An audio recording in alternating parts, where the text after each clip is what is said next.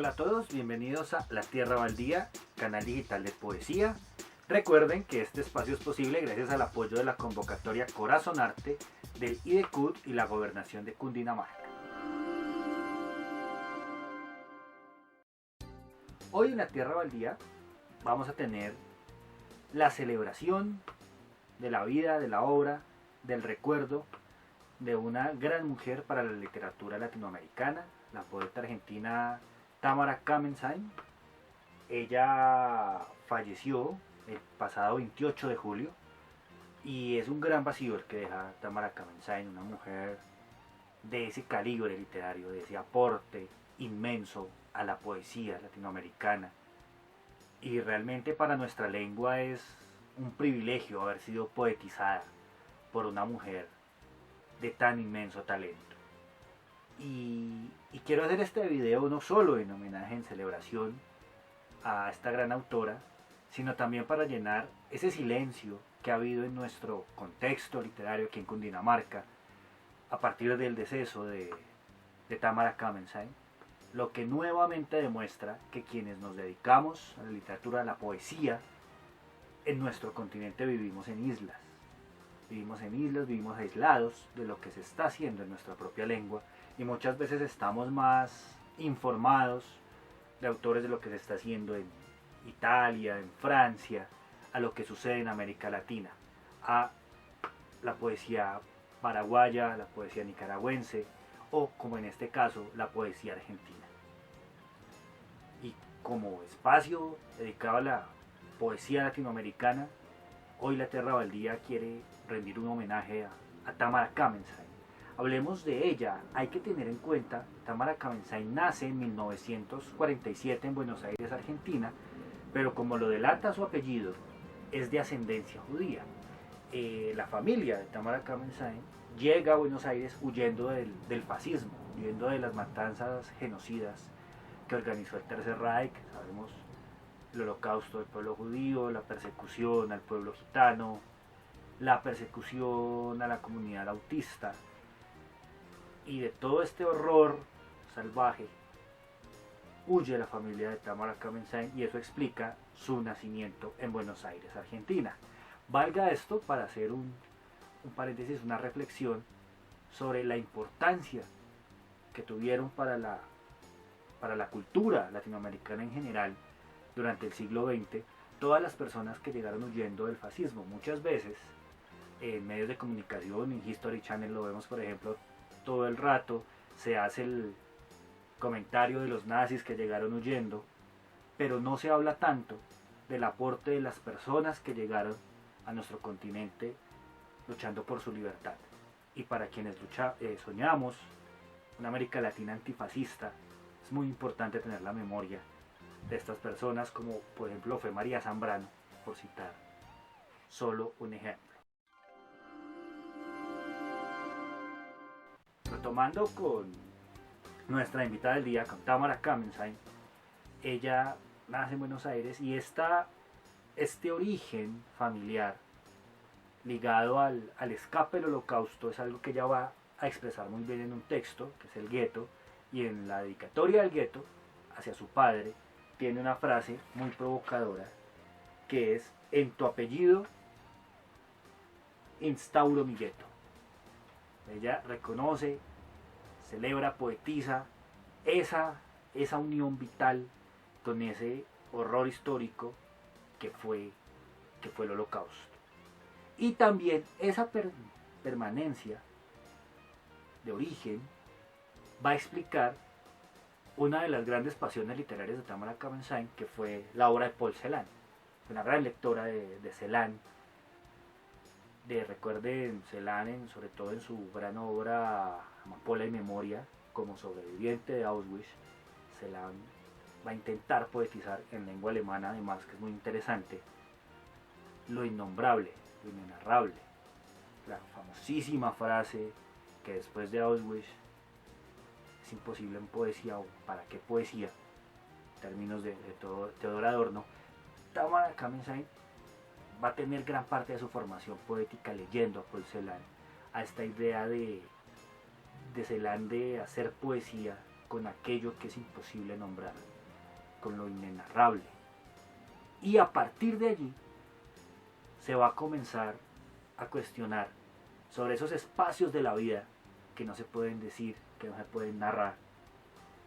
Ella contaba un reportaje en el diario El Clarín, como en una entrevista, que ya hablamos un poco de su faceta como entrevistadora, tiene la oportunidad de entrevistar a William Burroughs, un gran novelista norteamericano, autor del Almuerzo Desnudo, que entre otras cosas, chisme literario, estuvo en nuestro país, estuvo en Colombia buscando la planta del yagé, estuvo en el hermoso municipio de Siboney, Putumayo, buscando tener la experiencia de los rituales de ayahuasca.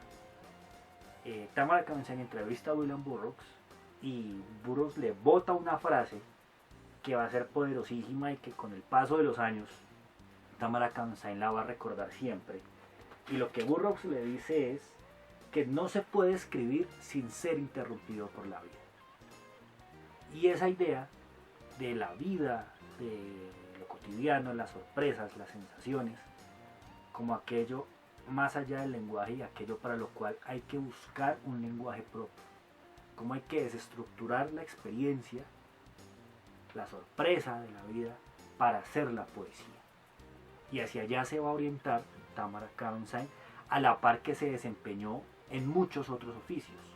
Les decía, hace un rato les hablé de su experiencia como entrevistadora, porque trabajó en el periodismo, pero también fue bibliotecaria, fue editora, fue docente, colaboró en la planeación y la estructuración de lo que es la UNA, la Universidad Nacional de las Artes, en Buenos Aires, y también ella hacía referencia a eso, ella hacía referencia a su trabajo, obviamente como una posibilidad laboral, ligada a la literatura, ligada siempre al mundo del libro, al mundo de la letra, desde una visión y desde una comprensión muy interesante del hecho del ser poeta. ¿Qué es ser poeta? El oficio del poeta, oponiéndose a estas visiones en el mal servicio de la palabra, en el mal sentido de la palabra, romantizadas, del bate del poeta marginal que no trabaja, que no se baña, que alejado a la sociedad, que no consume,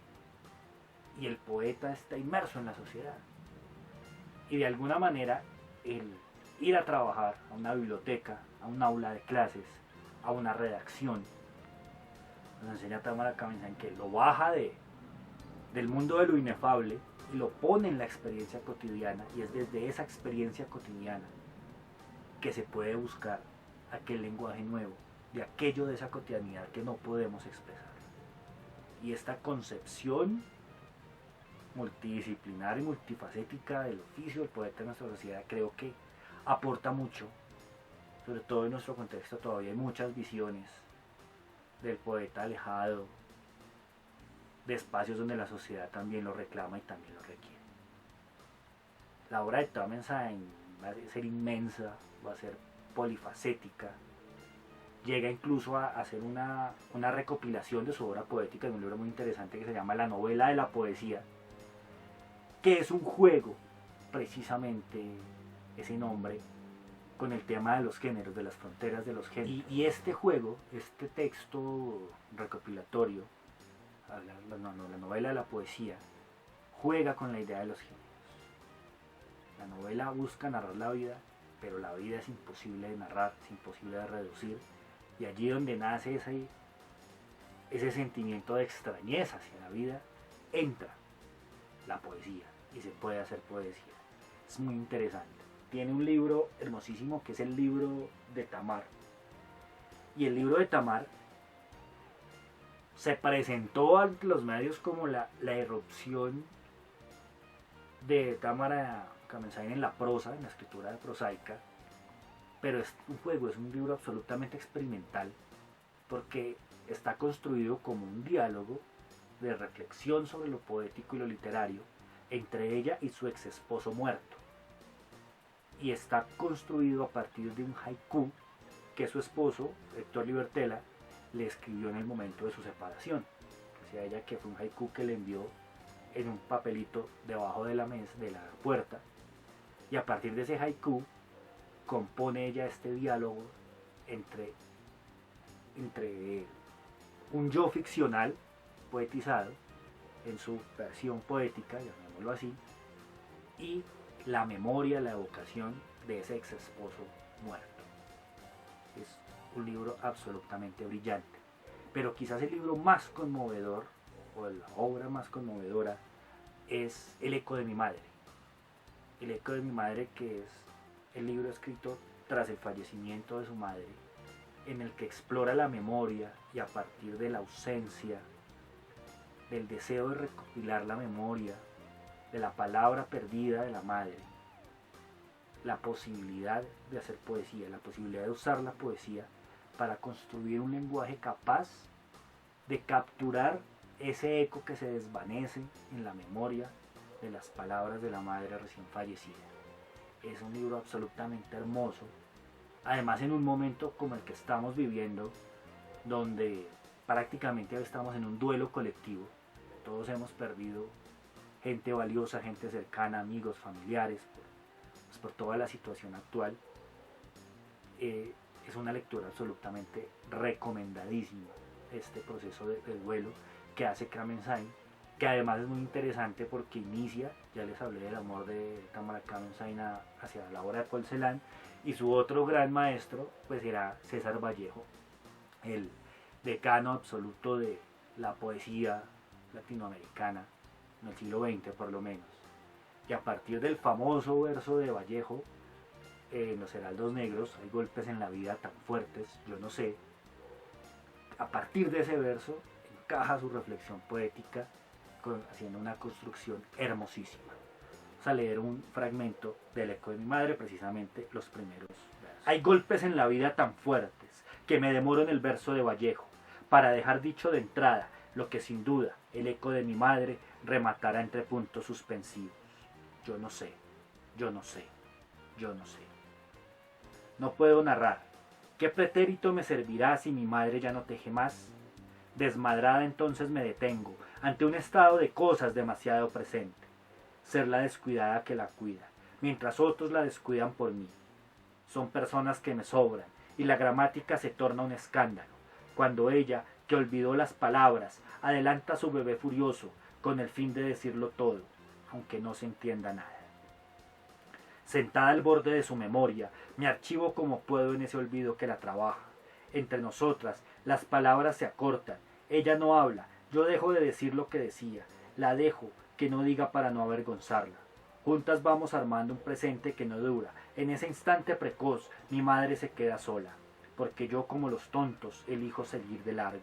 Creo que a futuro todo me espera, mientras nadie a ella le da esperanzas. Así separadas, nos vamos juntando. La que oyó mi nacimiento me sienta en el borde, para hacerme escuchar por ella el anticipo de su muerte. Vienen y van nuestros pasados compartidos, van y vienen nuestros futuros distanciándose. Ella no sabe, lo que yo no sé me pregunta. ¿Yo qué hago? Le contesto cómo vestite, dormí, caminá, sentate. El chirrido de su robot le hace caso por hoy, a ese minimalismo que habrá que reprogramar mañana. Muy hermoso además, porque hay una construcción, el eco de la madre no es solo la memoria de la madre que acaba de partir, sino el eco de la memoria. La madre va perdiendo la memoria, la madre se va hundiendo en el Alzheimer, en la senilidad antes de fallecer, y esa experiencia de cuidadora en los últimos días, que recuerda, que añora el cuidado, el reconstruir la memoria de la madre, está plasmado de forma absolutamente genial. Es de verdad, fue de verdad una de los grandes nombres de la poesía latinoamericana, y es un nombre que, una discusión si debemos instaurar un nuevo canon, si debemos tener una institución de la poesía latinoamericana, pero sí debe ser una lectura para todos los amantes de la poesía, una voz vital, una voz profunda que nos muestra otras posibilidades de hacer literatura en nuestra lengua. Entonces esto ha sido La Tierra Baldía por hoy, con la invitación perenne: leamos a Tamara Kamensain, celebremos la poesía.